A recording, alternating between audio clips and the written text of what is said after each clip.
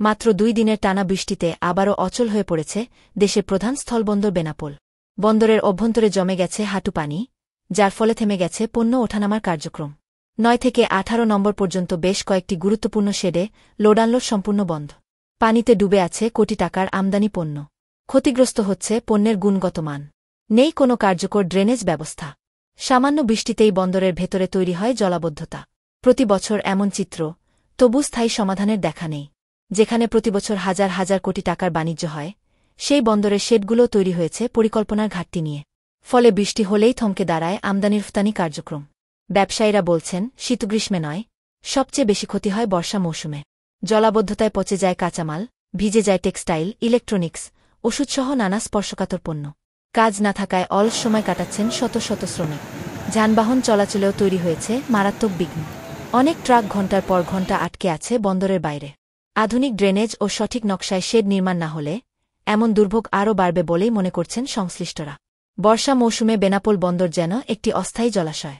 স্থল বন্দরের সাধারণ শ্রমিক আমরা অনেক দূর দূরান্ত থেকে বেনাপোল স্থল বন্দরের জীবিকা নির্বাহের জন্য আসি। কিন্তু এখন এমন এক পরিস্থিতি, যদি একদিন বৃষ্টি হয় তাহলে 3-4 দিন সেটা চারি সাইডে বৃষ্টির পানি জমে থাকে। এতে করে আমাদের কাজকাম করার খুব সমস্যা দেখা দেয়। আমরা সরকারের কাছে জোর দাবি যে দ্রুত পানি নিষ্কাশনের জন্য আবেদন জানাচ্ছি এবং দ্রুত ড্রেন যেগুলো আছে সব নতুন করে করার জন্য আমরা জোরদার দাবি করছি। অধিক পরিমাণ যদি বৃষ্টি হয় তা একদিন যদি বৃষ্টি হয় তা 3 দিন আমরা কাজ করতে পারি না, এতে পানি জমে থাকে। আমাদের কোনো শ্রমিক কাজ করতে পারছে না, পোর্টে বেনাপোল স্থল বন্দরে কাজ করতে পারছে না। বেনাপোল স্থল বন্দর থেকে অনেক রাজস্ব হয়। তা আমি এই সরকারের বলবো যে পোর্টে স্থল বন্দরে পানি বাঁধার কারণেই আমাদের এই রাজস্ব থেকে আমরা বঞ্চিত হচ্ছি। এক্ষেত্রে আমাদের শ্রমিকরাও না খেয়ে থাকছে, তাদেরও কোনো কাজ হচ্ছে না। দ্রুত এই পানি নিরসন করতে পারে সরকার, সে ব্যবস্থা আমি নিতে বলবো। সে মহোদয়কে, যারা এখানে দায়িত্ব আছে তাদেরকে বলুক সরকার যে দ্রুত যেন এই ব্যবস্থা নেয়। আমার শ্রমিকরা যে অসুবিধায় আছে এখান থেকে যেন শ্রমিকরা কাজ করতে পারে, সেই ব্যবস্থা দ্রুত তৈরি করে।